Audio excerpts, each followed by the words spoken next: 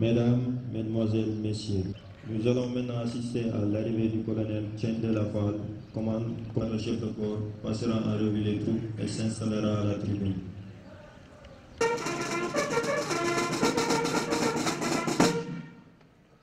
Présentez. Oh!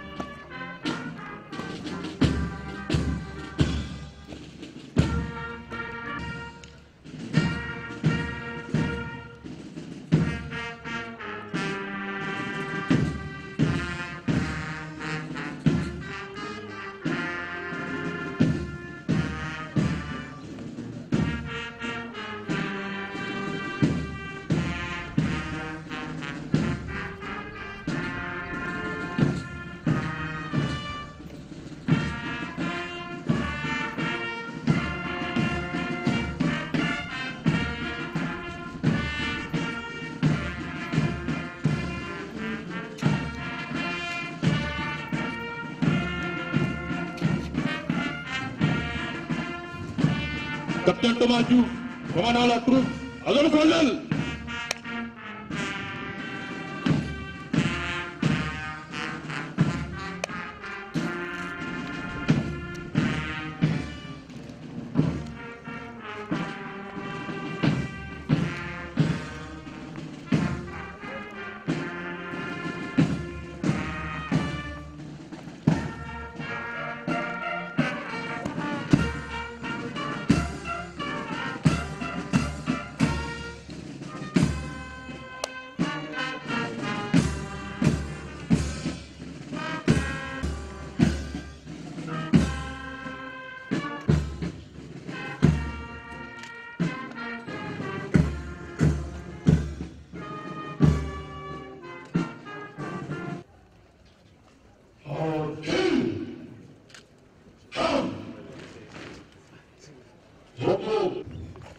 Mon colonel, mesdames, messieurs les officiers, sous-officiers.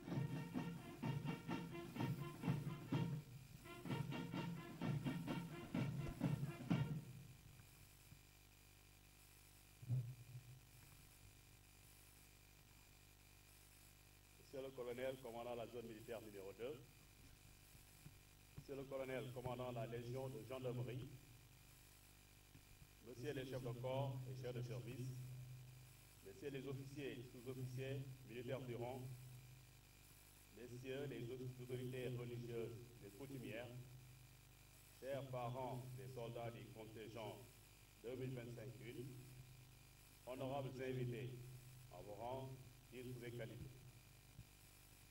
En ce jour mémorable, l'ensemble du personnel du 12e bataillon d'instruction a l'insigne honneur et le privilège de vous accueillir à l'occasion de la cérémonie de présentation du drapeau au contingent 2025. Tout en vous souhaitant la bienvenue, je voudrais surtout rendre grâce à Dieu de nous avoir donné la santé et la quiétude, nous ayant facilité ces retrouvailles en ce lieu symbolique. À l'entente de mon propos, je voudrais au préalable exprimer toute ma gratitude au colonel commandant la zone militaire numéro 2 pour avoir bien voulu présider cette cérémonie traditionnelle. Mon colonel, votre présence à cet événement traduit votre attachement aux traditions militaires, mais surtout l'attention que le commandement porte aux activités de formation. À cet instant, évoquant une pensée pieuse à la mémoire de nos camarades ravis à notre affection, nous exprimons nos compassions et notre solidarité aux familles déplorées. Notre attention s'oriente également vers nos collègues alités qui ne ratent aucune séquence de ce rendez-vous du fait de leur attachement à la famille militaire. Mon colonel, honorables invités, mesdames et messieurs, la célébration de sortie de contingent est certes un moment plein d'émotions, mais surtout un moment de rapprochement, de partage et de complicité. Ainsi, c'est pour nous un plaisir de rencontrer nos camarades et frères d'armes, nos populations et nos partenaires, les anciens toujours nostalgiques, ainsi que les nombreux parents et amis du contingent. Je puis vous assurer de tout l'honneur et la fierté que vous nous faites régulièrement en nous octroyant de vos agendas particulièrement chargés des instants d'attention et de fraternité. À cette occasion particulière, en tant que premier responsable de la formation, je voudrais reconnaître devant vous le mérite du personnel du bataillon qui se donne corps et âme, en toute discrétion dans le secret de ce centre d'excellence. Ces officiers, sous-officiers et militaires du rang appartenant au bataillon ou s'y trouvant temporairement en renfort ont fait preuve de beaucoup de patience, d'endurance, mais surtout de tolérance et de générosité dans l'effort et les connaissances. Je leur exprime aujourd'hui toute ma satisfaction. Chers personnels du bataillon, sans exception, vous êtes le premier rempart de notre institution. Si vous êtes éprouvés aujourd'hui, cela vaut mieux pour les lendemains de notre nation. L'outil de défense s'en trouvera épargné de tourmentes incommodantes. En effet, à travers la formation, nous avons la ferme responsabilité de préserver jalousement cet outil, sans faiblesse coupable ni émotion excessive. Parfois, la tâche de formateur apparaît très délicate et par moments ingrate. Mais cultivons le don de soi et la générosité dans l'effort. Sachons nous adapter afin d'être capables, à chaque fois, de nous réinventer et produire le meilleur rendement possible, celui qui autorisera à l'échelon considéré la mise à disposition de militaires disciplinés et compétents. Mon colonel, mesdames et messieurs les officiers, sous-officiers et militaires de rang, honorables invités, la cérémonie qui nous réunit ce jour marque la fin de la formation initiale du combattant de la première fraction du contingent 2025. Elle représente un événement très symbolique pour nos jeunes concitoyens qui ont choisi de servir notre pays par le métier des armes. Le contingent à l'honneur ce matin est fort de 1958 garçons et filles issus des différentes régions du pays. Ayant fait le choix de s'engager pour le métier des armes, ces jeunes gens font aujourd'hui la fierté de leurs familles respectives, la joie de notre institution et l'espoir de toute une nation. Après plusieurs semaines d'épreuves intenses et de rudes privations, ils sont montrés courageux et dignes de faire partie de la grande famille de l'armée. Ils ont dû faire preuve de beaucoup d'endurance, de discipline et d'adaptation pour marquer une rupture difficile avec les standards antérieurs afin d'adopter les normes éthiques et déontologiques requises dans notre corporation. Aujourd'hui, ils ont parfaitement acquis les réflexes et se sont suffisamment dotés des connaissances ainsi que des rudiments techniques initiaux, facilitant d'emblée leur intégration dans les différents corps de métiers militaires. Soldats du contingent, à présent, vous avez satisfait le contrat qui vous liait avec le centre d'instruction. Aussi nous incombe-t-il, devant cette police Orient, de vous présenter le drapeau du 12e bataillon d'instruction. Ce rituel marque la consécration des efforts soutenus et des performances remarquables que vous avez démontrées durant votre formation initiale. Mon colonel, mesdames et messieurs, à cet instant solennel, le drapeau du 12e bataillon d'instruction, encadré de sa garde pour la sortie des rangs,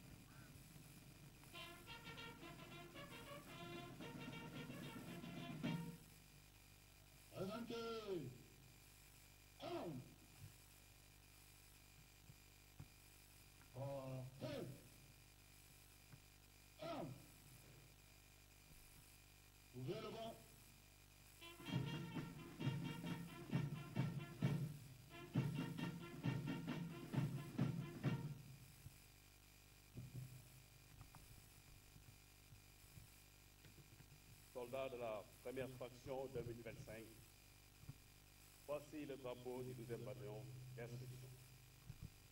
Vous devez l'honorer, le servir et le glorifier, car il retrace l'histoire de tout un corps, de toute une armée et au-delà de toute une nation. Il porte haut et fort les valeurs de notre nation, son histoire et sa culture. Vous devez vous imprégner de son sens symbolique et vous approprier les valeurs qu'il incarne.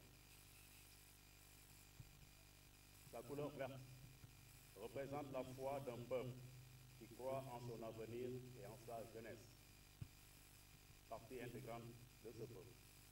Vous vous devez de nourrir cette même espérance et conforter cet idéal. Dans vos emplois futurs et vos domaines respectifs, vous aurez l'impérieuse tâche de participer à la construction de notre nation par votre contribution à l'entretien et à la performance de notre outil de défense. Soyez ambitieux et faites montre de générosité dans l'effort. La couleur jaune, assimilable à l'or et au soleil, renvoie à l'obligation d'œuvrer pour la richesse, la prospérité et le bonheur de notre pays, pour le succès de notre nation. Vous devez alors veiller à la préservation de nos ressources et à l'amélioration de vos capacités de performance dans votre domaine. Soyez compétents et performants. L'humain reste la ressource la plus cruciale de notre institution. La couleur rouge est une invite au courage et au combat pour la liberté. C'est surtout un hommage au sacrifice consenti par les anciens, par le sang versé pour le salut de notre nation. Soyez courageux, fiers et dignes de porter le flambeau à vous transmis pour la défense de l'intégrité nationale à tous les prix. Et le sens du sacrifice et du don de soi. Mesurons le sens et la portée de votre engagement. En tant que militaire, vous devez être capable de vous oublier quand le devoir vous appelle. L'étoile verte, figée au milieu de la bande jaune, nous inspire l'ouverture et nous interpelle sur la perfection par l'élévation, la lumière et la connaissance. Imposez-vous le devoir de vous parfaire, d'être toujours meilleur et cherchez à vous améliorer en vertu, savoir et talent. C'est en ce sens que vous ferez la fierté de notre nation et gagnerez l'estime de nos concitoyens. Soldats du contingent, le drapeau est un symbole d'unité. Il nous rassemble autour d'un idéal de communauté de destin et d'intérêt. Nous lui vouons tout un culte. C'est pourquoi vous devez le chérir et le protéger en toutes circonstances. Il représente la nation sénégalaise dans sa richesse et sa diversité. Traitez avec égard ce symbole sur lequel vous veillerez au quotidien ainsi que vous veillerez sur notre peuple. Comprenez également que quand vous portez la tenue, vous arborez les couleurs nationales. C'est alors un honneur et une très grande responsabilité de vêtir l'uniforme. Cette conscience doit vous habiter partout où vous serez employé en service.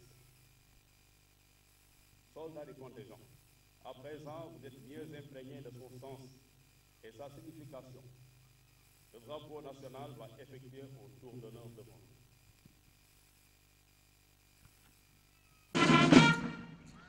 Rassembler. Drapeau sans sa garde, faites un tour d'honneur.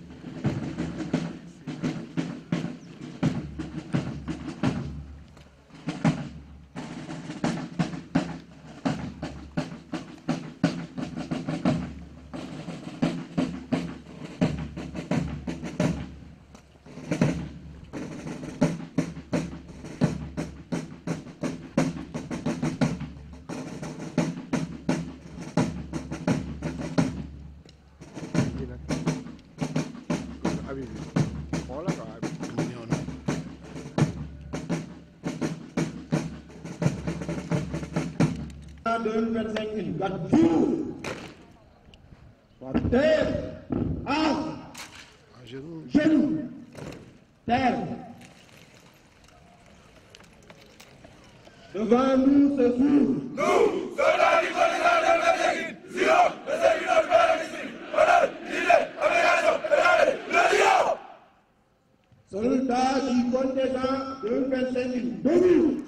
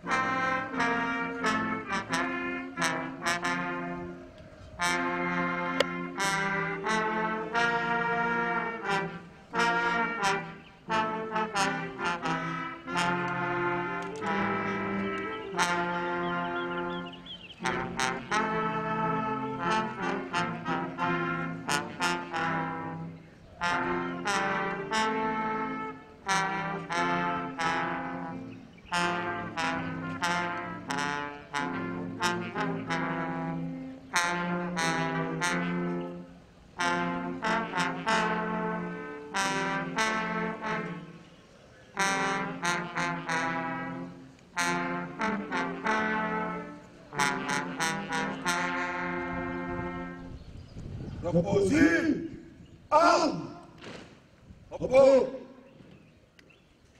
Soldats, ainsi vous avez prêté serment. Ce rituel, au-delà de sa symbolique, constitue une étape importante dans votre engagement solennel à servir la nation. Nous en sommes tous témoins en ce jour mémorable.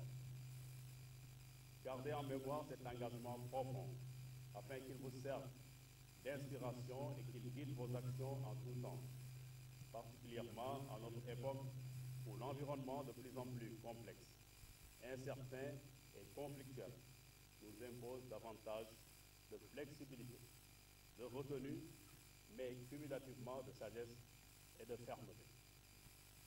Par conséquent, je voudrais, dans ce contexte particulier, vous confier 3 exigences qui pourront vous servir de viatique sûre en toutes circonstances. Il s'agit de la discipline, la loyauté et la conscience professionnelle. En tant que militaire, vous devez en permanence adopter le comportement le plus responsable partout où vous serez. En effet, vous êtes avant tout des citoyens qui devraient montrer l'exemple par votre conduite et vos agissements au quotidien. Éloignez-vous donc des tentations illicites, vicieuses et compromettantes. En vous exposant aux dérives, vous compromettez l'image et la renommée de toute une institution. Jusqu'ici, nos concitoyens gardent une opinion très positive de nos armées.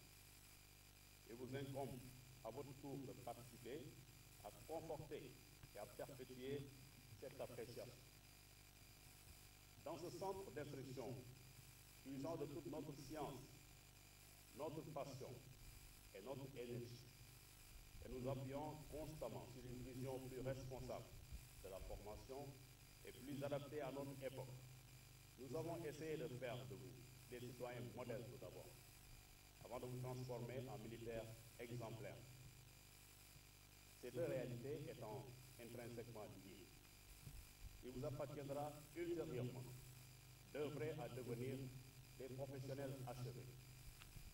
Sur ce, chers soldats du contingent, je vous souhaite une bonne continuation. Beaucoup de baraka et plein de succès dans vos futurs emplois au sein de vos prochaines entités d'accueil. Mon colonel, mesdames et messieurs, honorables invités, je vous renouvelle.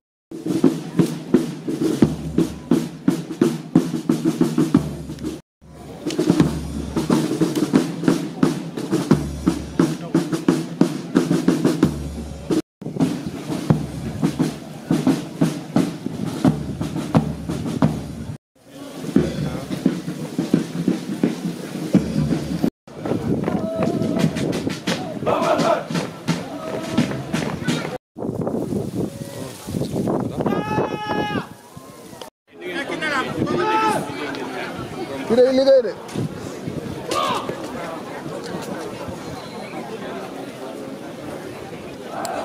léegi waxee borom kii bi coy bu leen tontu yow doo dóor bàyyi leen ñi bu ñëwee tey suba du ñëw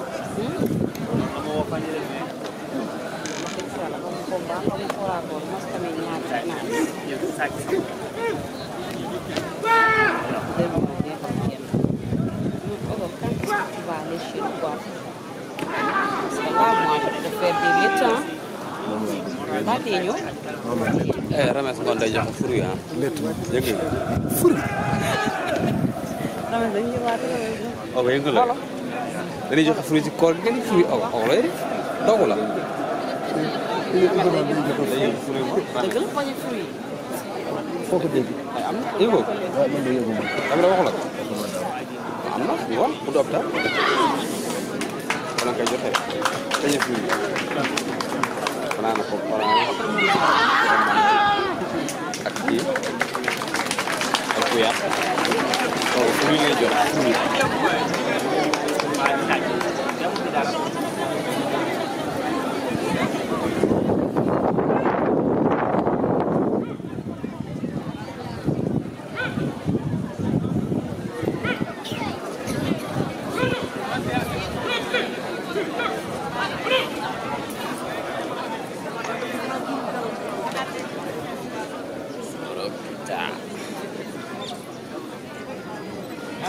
man ringo yi daa leen boole ringo yi ringo presse bi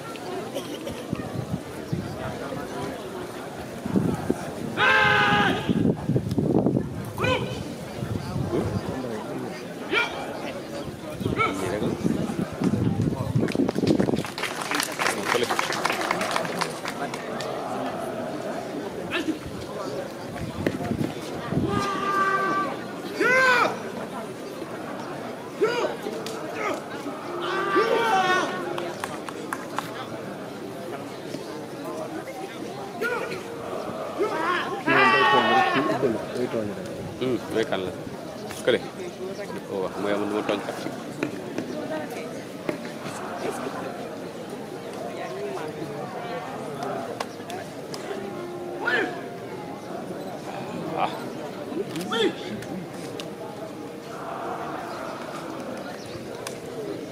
kii lu mu bokk exactement. bokkuñu maam.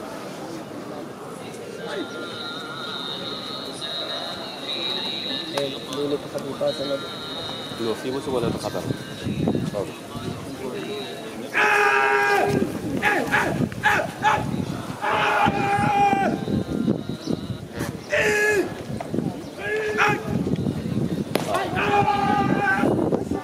wala si laa ko bëgg boole la. ringo bi.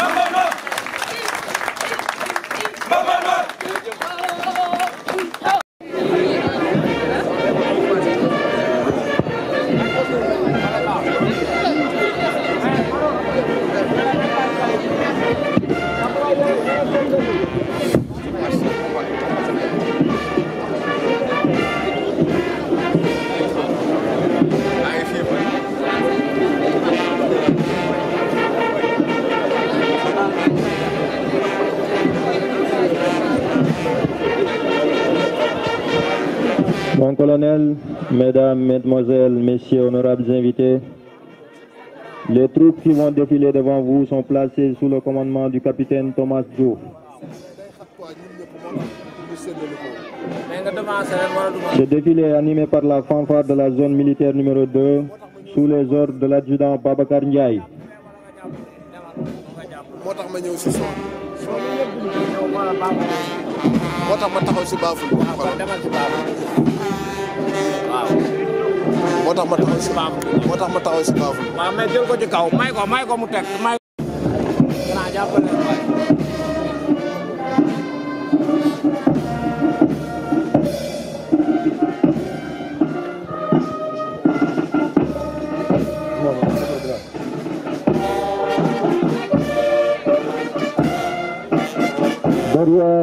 La première compagnie d'instruction avec ses 2 pelotons sous les ordres du capitaine Salih Diop en lisère rouge.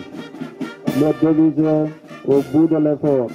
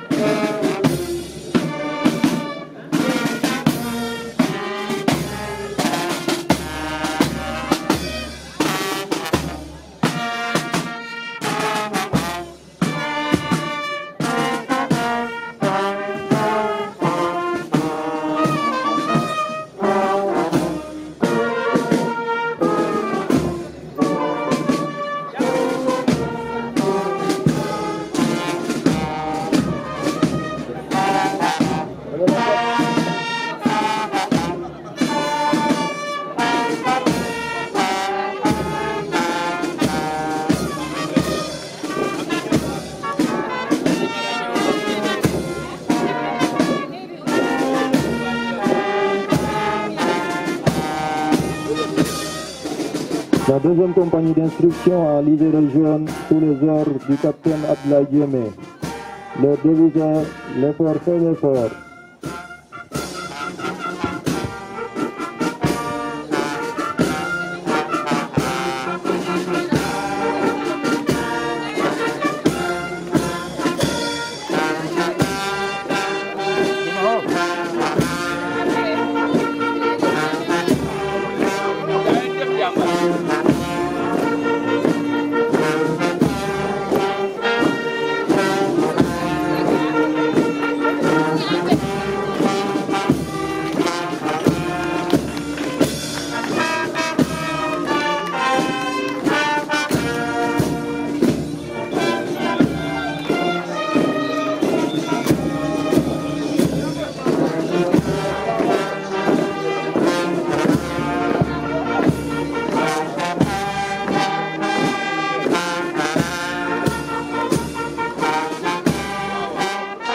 La troisième compagnie avec à sa tête le capitaine El Hadj Cheikh Djibril Diarra, avec leur lisère vert.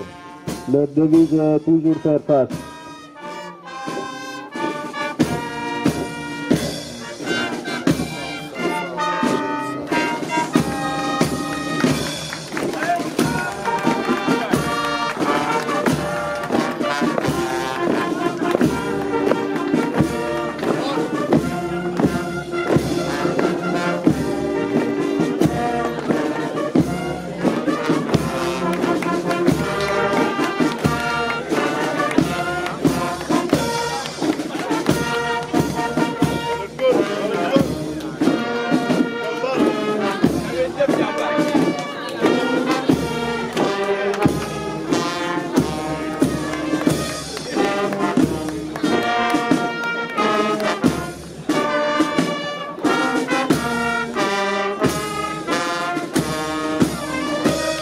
Et enfin, la quatrième compagnie d'instruction en lisère bleu sous le commandement du lieutenant Souleymane Ning. Leur devise est oser y croire.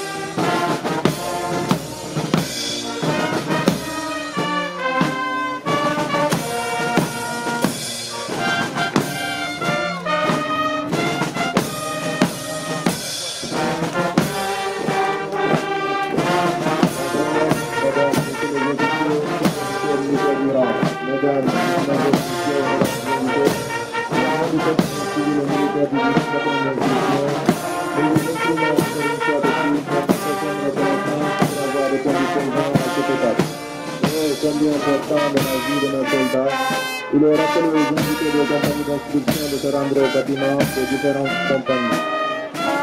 Le chef de corps et tous ses collaborateurs vous souhaitent de passer une agréable journée. Merci de votre aimable attention.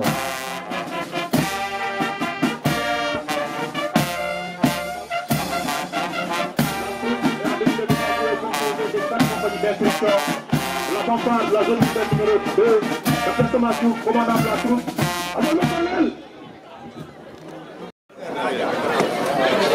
Beaucoup de